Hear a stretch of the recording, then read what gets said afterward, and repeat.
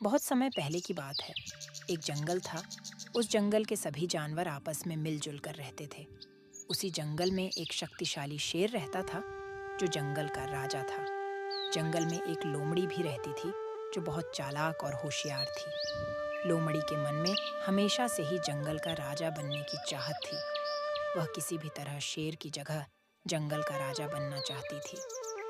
उसने कई बार प्रयास किए, किंतु हर बार असफल रही। एक बार चालाक लोमड़ी ने सोचा, क्यों ना जंगल में भी चुनाव करा लिए जाएं। इसी बहाने मुझे राजा बनने का मौका मिल सकता है। लोमड़ी सबसे पहले हाथी के पास गई और बोली, हाथी महाराज, आप तो इस जंगल के सबसे शक्तिशाली जानवर हो, लेकिन आपकी जगह शेर को जंगल का राजा क्यों बनाया गया है? इस जंगल का राजा तो आपको होना चाहिए। हाथी को लोमड़ी की बात में दम लगा। हाथी बोला, वह तो सब ठीक है, लेकिन मैं जंगल का राजा बनूंगा कैसे?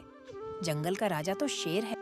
लोमड़ी ने झट से जवाब दिया, हाथी महाराज, इस बार जंगल में चुनाव करवा लिया जाए। जिसे सबसे अधिक वोट मिलेंगे, वह जंगल का राजा बन जाएगा। हाथी लोमड़ी की बातों में आ गया और जंगल में चुनाव कराने के लिए तैयार हो गया। हाथी के बाद लोमड़ी जिराफ के पास गई और बोली, जिराफ भाई, इस जंगल में आप सबसे लंबे जानवर हो, तो फिर शेर जंगल का राजा क्यों है? जिराफ भी लोमड़ी की बातों में आ गया और जिराफ के दिल में भी जंगल का राजा बनने की तमन्ना जाग गई। इसके बाद लोमड़ी चीता के पास गई और बोली, चीता भाई, तुम तो इस जंगल के सबसे तेज दौड़ने वाले जानवर हो, तो फिर शेर जंगल का राजा क्यों है? इस जंगल का राजा तो तुम्हें ही होना चाहिए। अब चीता के दिल में भी जंगल का राजा बनने की इच्छा प्रबल हो गई। चीता से मिलने के बाद लोमड़ी जंगली भैंसों के पास गई और बोली, आप लोग इतने बलशाली हो कि शेर को बिल्ली की तरह उछाल कर फेंक देते हो, किंतु इस जंगल का राजा शेर क्यों है? आप लोग तो झुंड में रहते हैं और आपका सामना शेर तो क्या, जंगल का कोई भी जानवर नहीं कर सकता है।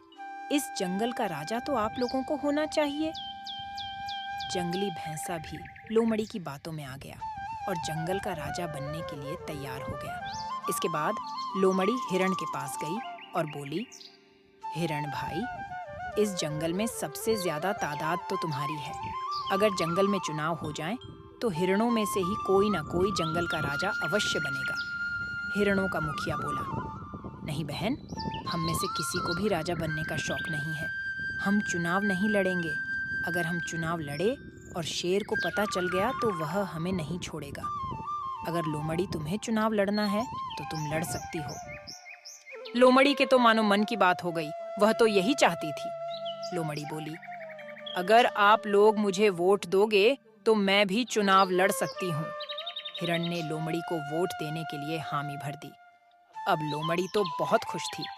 लोमड़ी बंदरों के पास जाती है और कहती है, मित्र बंदर, इस जंगल में आप तो बहुत बड़ी तादाद में हो।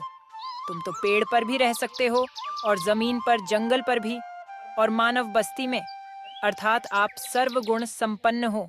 जंगल का राजा तो ऐसे व्यक्ति को ही होना चाहिए जो सर्वगुण संपन्न हो। बंदर बोले, हम में से किसी को भी राजा बनने का कोई शौक नहीं है। अगर तुम्हें चुनाव लड़ना है तो हम तुम्हें ही वोट देंगे।